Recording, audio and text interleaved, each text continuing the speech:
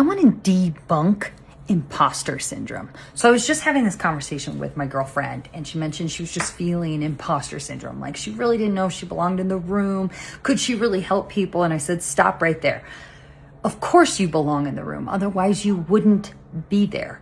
Like our feet carry us to the places that we are supposed to be in. And so when we sit there and we're like, I think I'm feeling imposter syndrome, what I think is that culturally, we created this term, imposter syndrome, to help make us feel better about fear, about feeling uncomfortable, about experiencing this moment where we get to decide like, hey, I'm being stretched here, and do I keep leaning in, or do I call it imposter syndrome, and that kind of gives me an out for if I'm navigating these tough feelings. But I think what we do when we say, hey, I'm feeling imposter syndrome, is we completely devalue what we're feeling.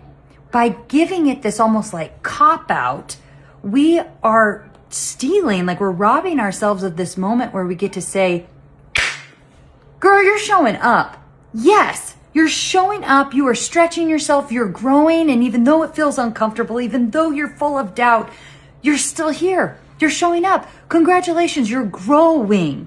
So I don't think it's imposter syndrome. That's not what we're feeling. We're feeling the fear of growth. We're feeling the stretch of growth. And I'm going to tell you, stop giving yourself the cop-out.